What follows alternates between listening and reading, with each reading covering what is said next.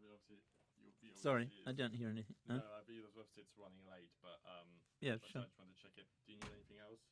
No, I'm fine. I'm happy. I just wanted Yeah. to check in. Okay. Thank you.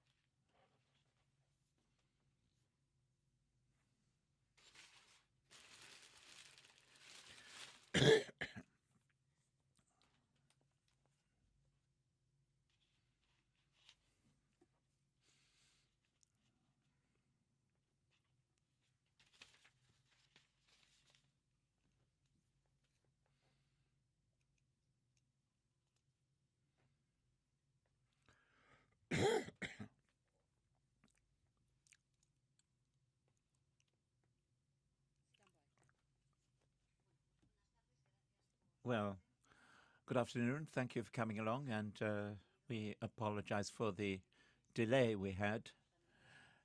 The reason, of course, was that we were still discussing things. And I'd just like to say thank you once again for coming along to this press conference once again, and also to discuss matters to do with women's sport. Before giving the floor to the chairperson of the union, I should just like to say that since the events, the deplorable events which we have seen, we have really made progress in terms of thinking about measures in the Ministry of Employment, particularly with regard to working conditions, and that under the guidance of the union. I should say that within the normal framework of the Ministry of Employment and fighting against inequality, and before the elections, we are working very broadly in all issues to do with inequality. This office, this bureau, took cognizance of what happened last week and made sure that there was a proper information campaign about the legal aspects involved, and particularly with regard to the standards and the norms applicable.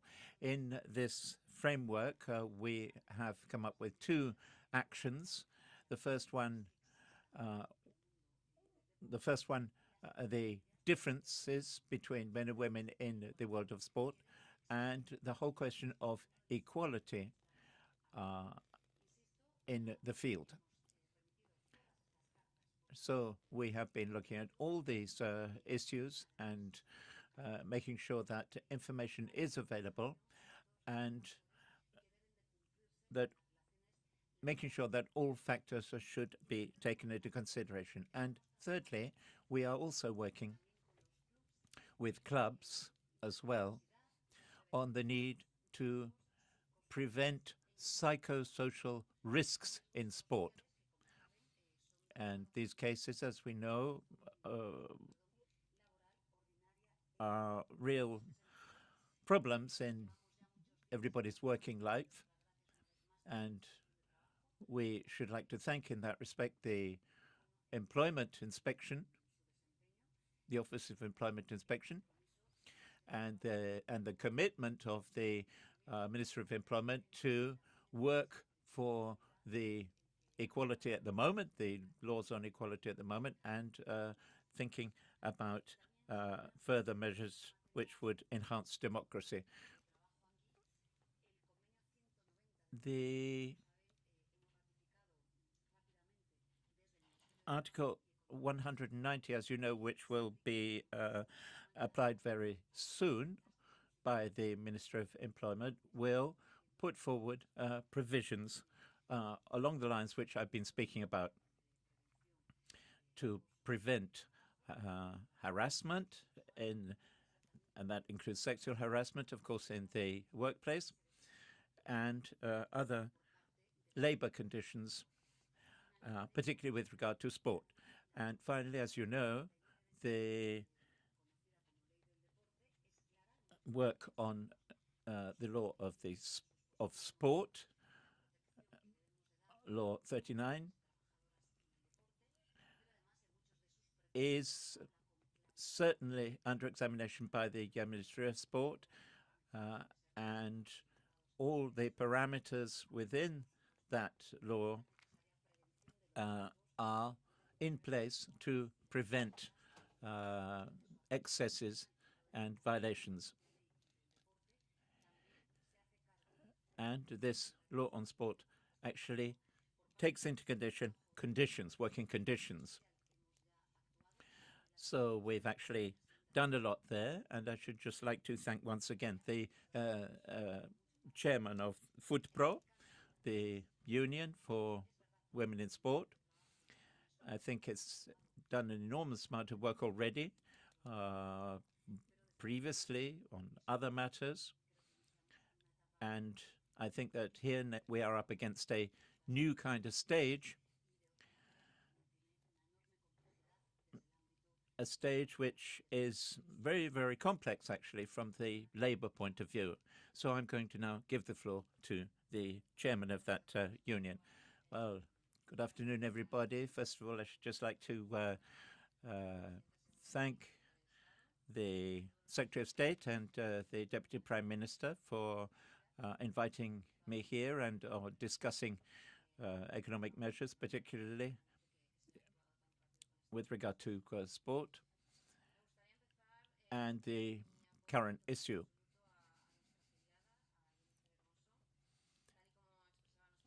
As we said in the communique,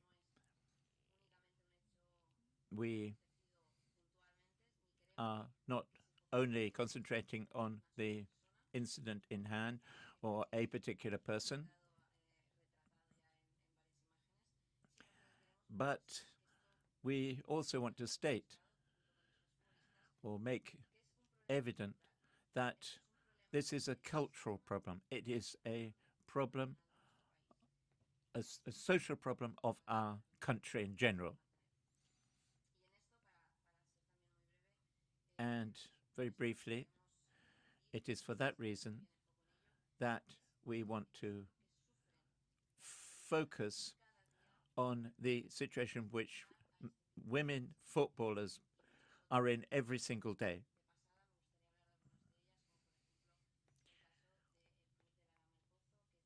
Particularly the Malposo Club, for example.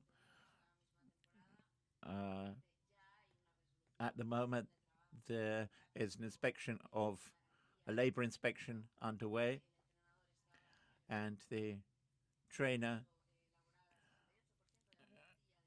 was accused of harassment and so on. This solution, which we already have,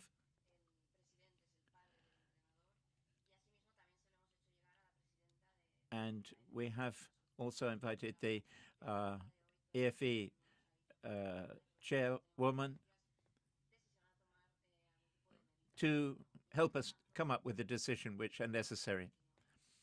And, you know, this case is continuing still. We have been completely blocked by the FA, the FE.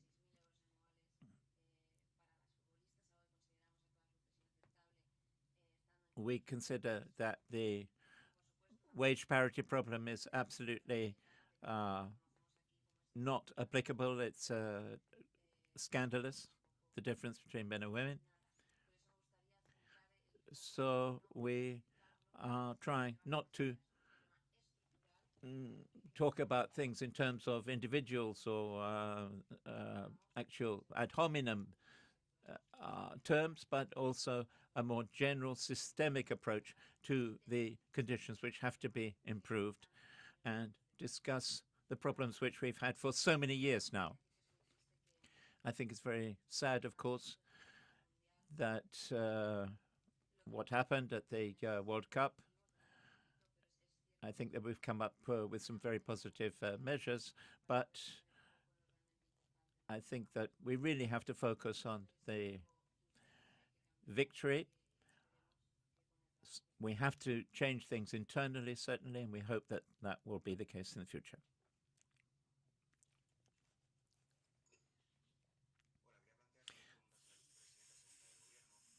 Thank you very much, Secretary of State. I'd just like to know about the position of Sumar, because the chairman said that we're in a transition stage.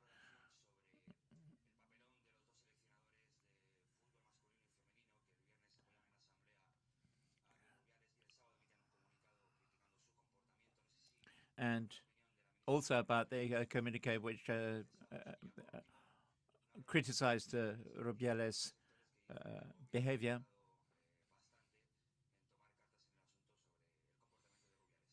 And we'd like to know exactly what the government position is on Rubiales.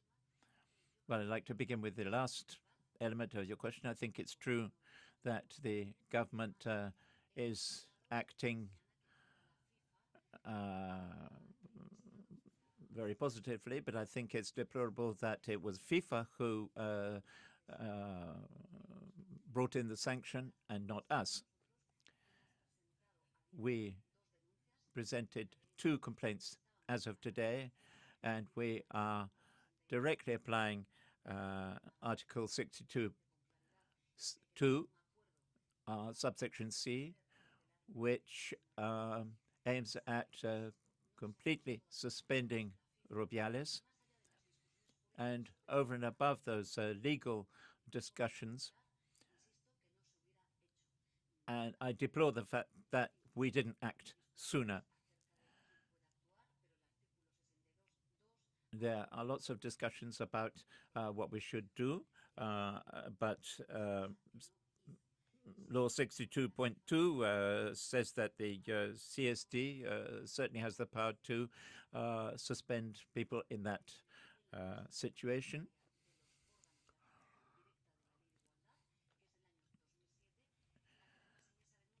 In 2007, we made a complaint about parity of treatment, and we have complained also that the CSD is entirely, more or less entirely manned by men.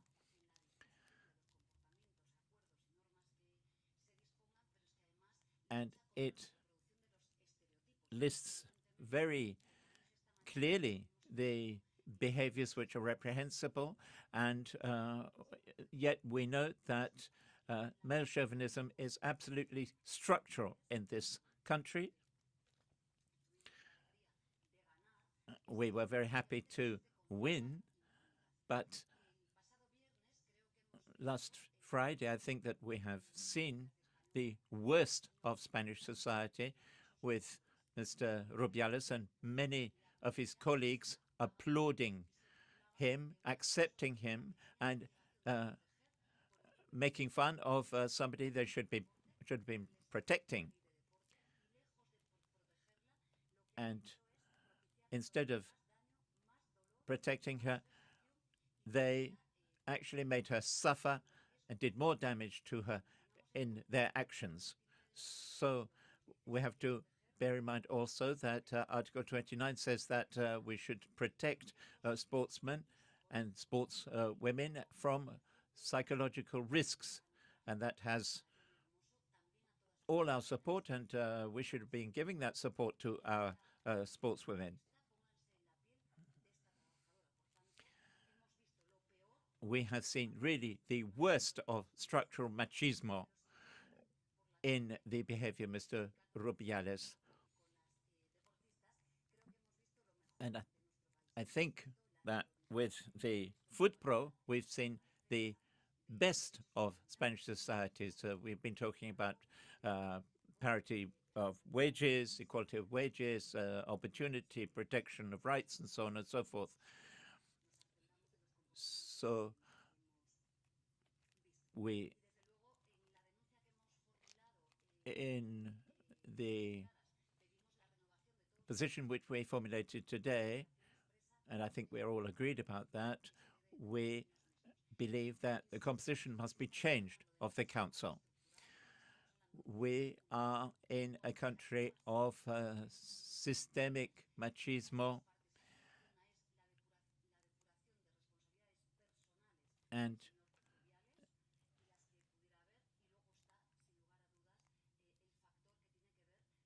we are not only talking about the personal responsibility of Mr. Rubiales, but also the massive discrimination in our country against women. This is damaging sport in our country, and I'd just like to say that Jenni Hermoso has all our support, and for the union, And I think that we really have to use the strength of women in the country to make sure that we are not stopped from taking action. And the only thing I regret is that we have acted rather slowly here, and that we didn't actually sanction Mr. Rubiales, and it was FIFA to do so. Today we have insisted that the complaint should, or the disciplinary complaint should last at least for 6 months. And that has not been done so far. We are taking measures ourselves, but certainly that is the situation of the Minister of Employment.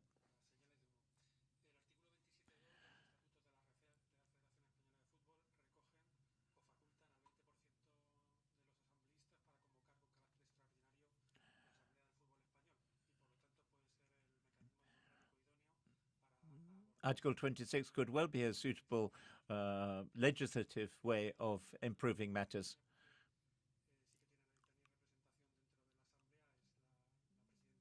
So I think it would be a good idea if the chairman of the union had some kind of representation in the assembly of the Spanish FA. I just wondered if you had thought of that kind of way forward.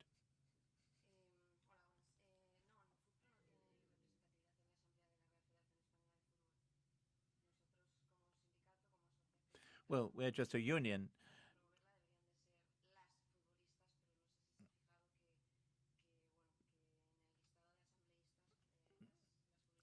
Whereas the Spanish FA is an independent organization.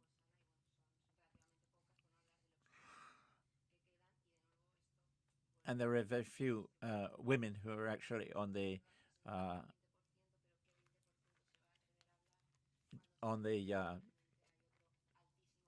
governing body.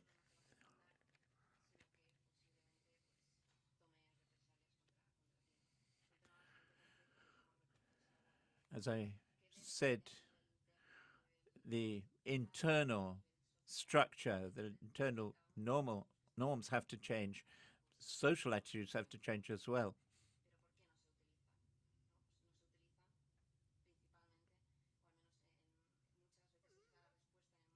We are being used, and we have to change the mechanism by which we are being used.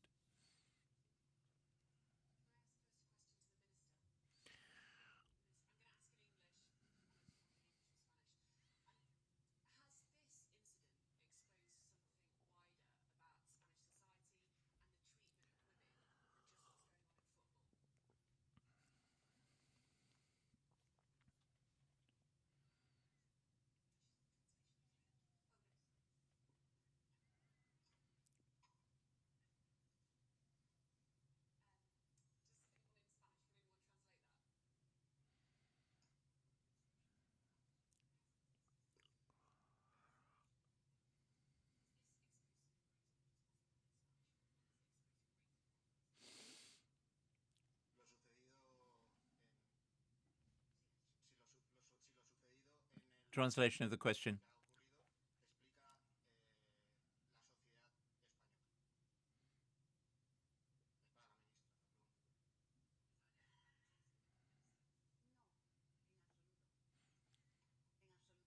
Absolutely not. Spanish society is a profoundly feminist and avant-garde society, and I think, moreover, that it is exemplary in this respect, and it is for that reason that the behavior which we've seen is all the more evident, is all the more clear. This sexual aggression, which was absolutely public, has been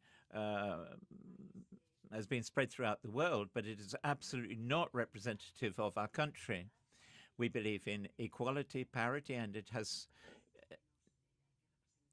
this behavior has absolutely nothing to do with the country which we represent. I believe that this whole issue is very, very important. Football is very important for our daughters. And as we have seen that the law on sport has tremendous public support. So it's very important that this law exists and it covers all kinds of behaviors and roles.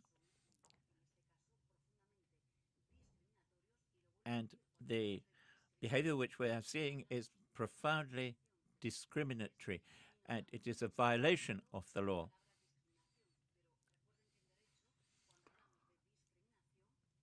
We use the term discrimination very lightly sometimes, but when we're talking about it in a legal context, it's very important. Our country is not like that. Spain is much better than all of that. And with the complaint which we have made, I think that we need a real, very thoroughgoing reform of the sporting associations and organizations, which is not, they are not normal at the moment. And they have been threatening.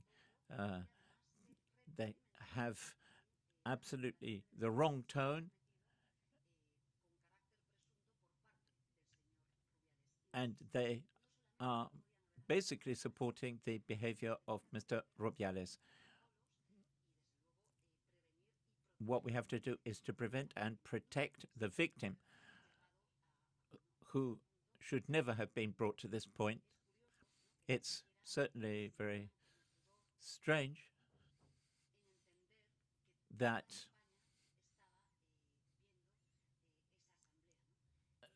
the whole of Spain should be witnessing this particular scene.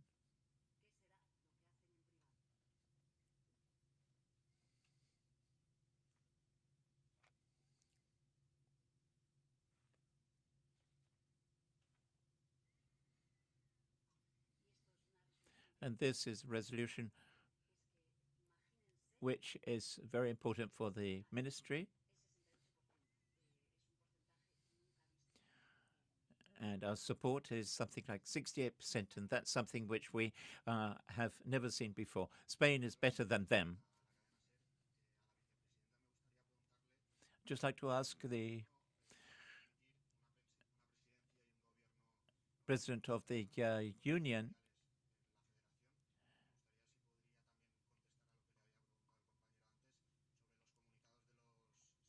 and I'd just like to ask also if she could reply to the previous question about the communique.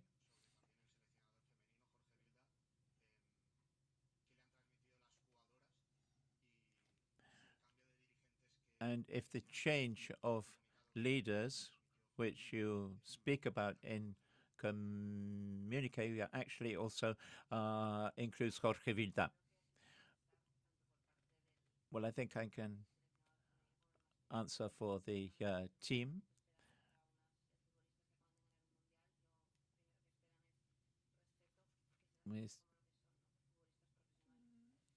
The women are professionals, and we fully respect them.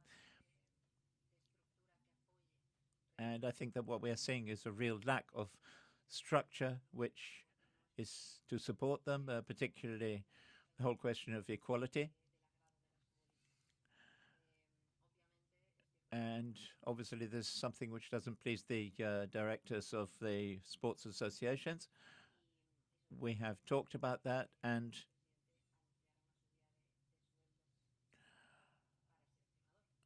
we believe that something really must be done for wages.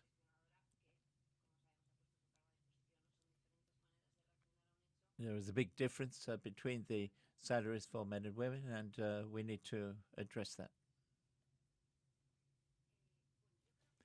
Well, I think that if you will allow me to talk a bit about the unions, certainly we are talking about labor rights here. I think it's very important to bear in mind the actual laws of the country. I think it's up to the Ministry of Labour to actually dictate the conditions of sport, and this is something which we need to address further.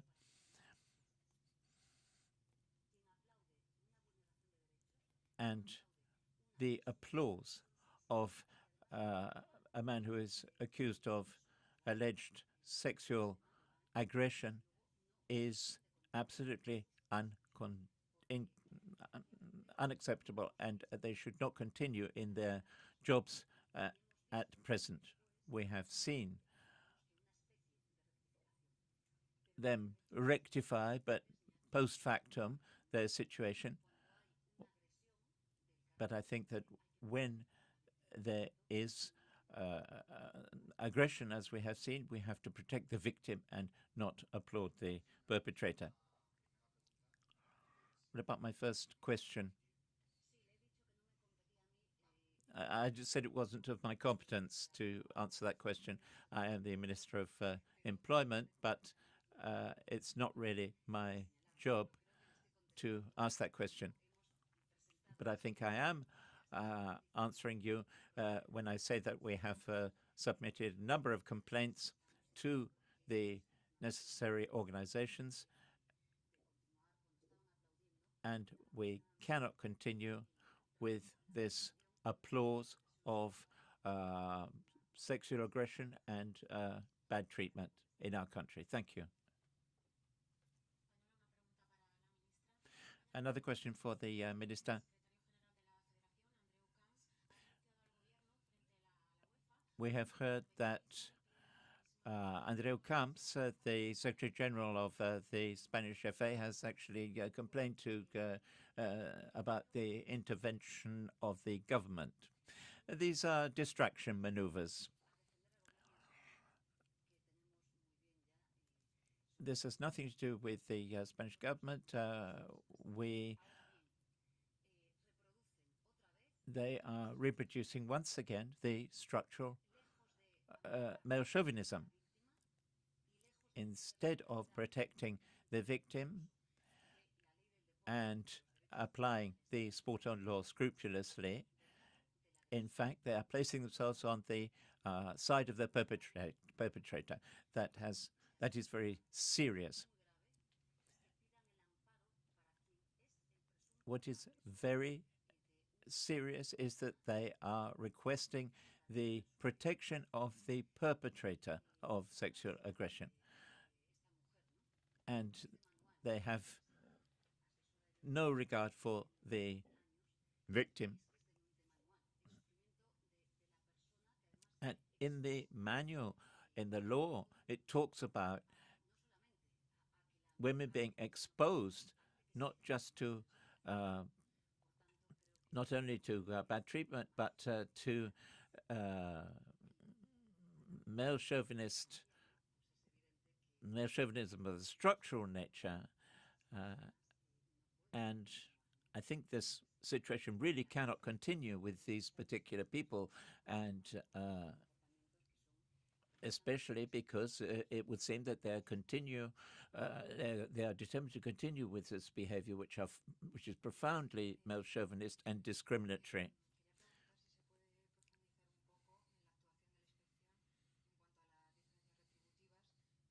I'd just like to know whether you can comment on the inspection of unequal salaries. Oh, I'm sorry, yes.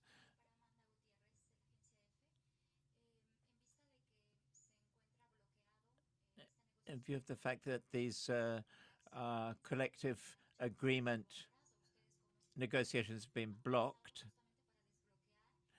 what kind of moves have you envisaged to unblock the negotiations? What are you doing for that?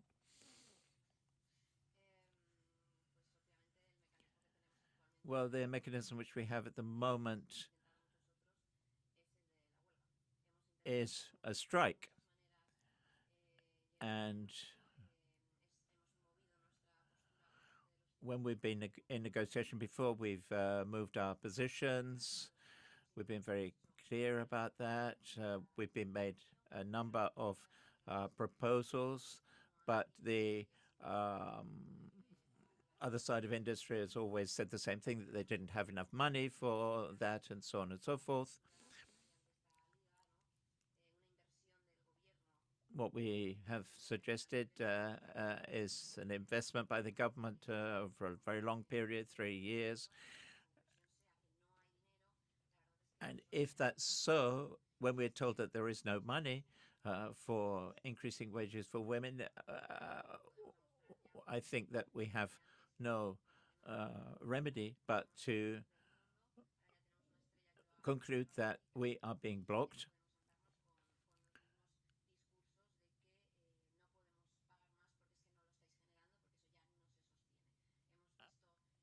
And we believe that this argument is always trotted out. We've had enough of it. We've seen all kinds of expenditure for the male teams.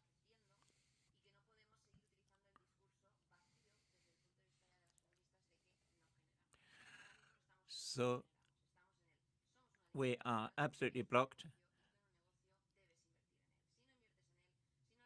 If they invest in us in this negotiation, very good.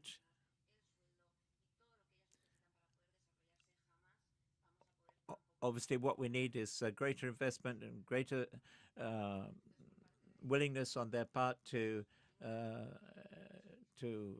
invest in us, but they simply can't continue with this discourse about not having enough money. This is not acceptable. So what we have to do is to continue to work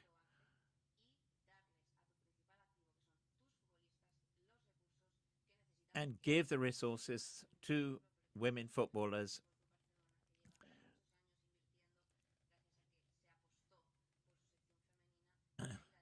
And we know that there are some clubs, for example, who have actually done this for many years and have taken the side of women.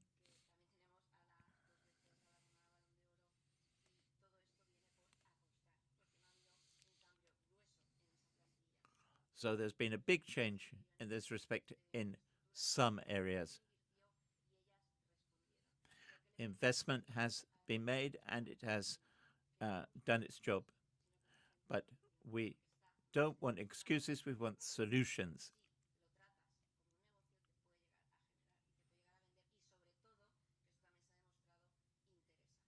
And we should meet some kind of interest in the problem above all.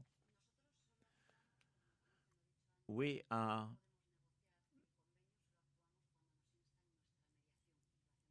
acting through mediation, and we are actually, and have done that in the past, through the Ministry of Employment.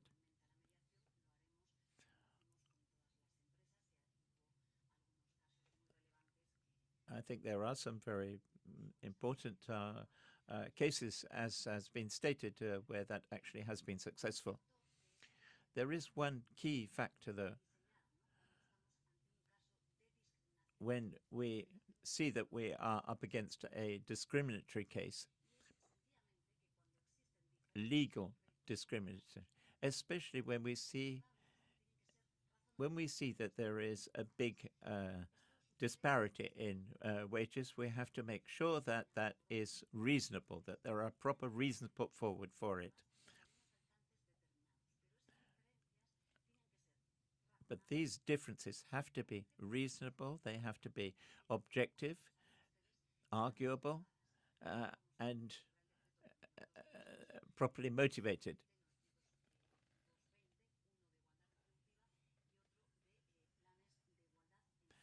And this has to do with the 2020 position of the government on equal pay. Once we see the reasons for the disparity in wages, then the inspection can get to work. But I'd just like to say to you a couple of things. There cannot be a difference in wages simply by virtue of the fact that you are a woman. We have to invest in sectors where women are overrepresented, and automatically what happens is that their salaries go down, and they do so for the reasons which you mentioned. The only reason is that they are women. And in sports, this is exactly the same.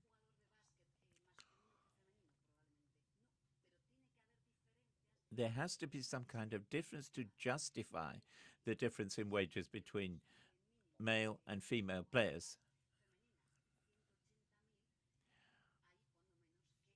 Especially when you think that women footballers get 16,000 and men get 180,000.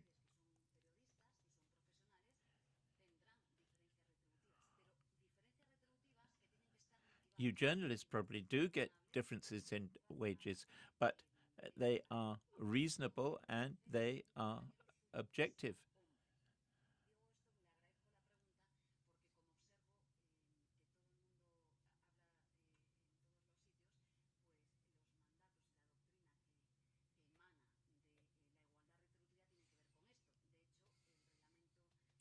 The real disparity which happens throughout all professions between men and women has to do with this.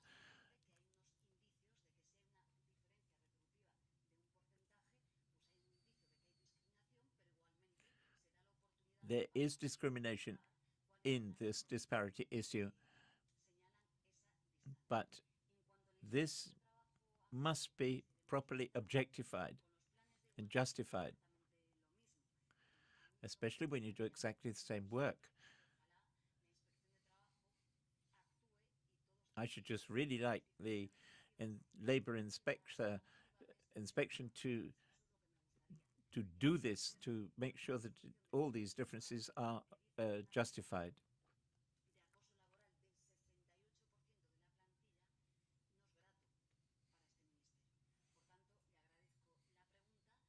Should like to thank you for the question. The inspection is at work, and we're going to make public all these figures and disparities.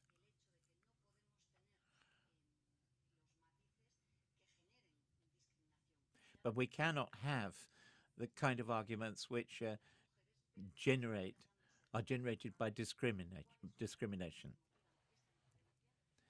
We have to know what conditions are justified, and they have to be reasonable.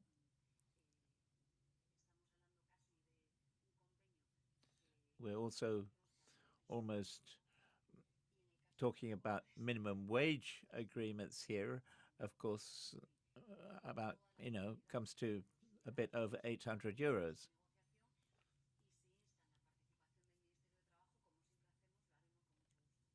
And if the Minister of Employment is involved in all that, certainly we will play our part willingly.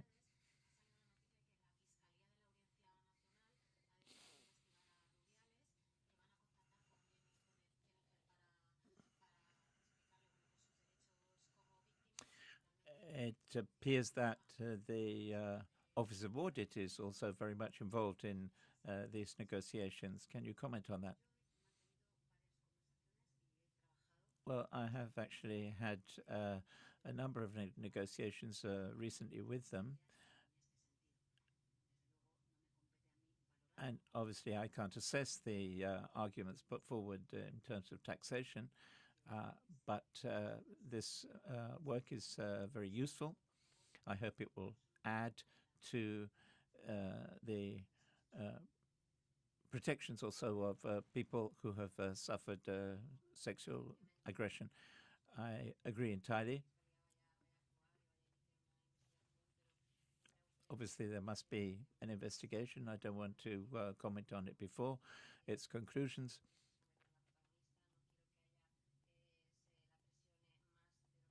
But I certainly don't want the perpetrator to pressure the victim in any way.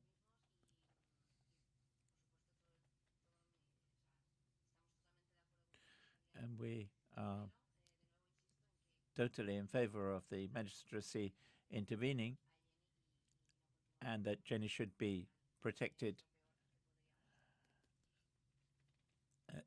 If not, that's the worst possible thing we could do.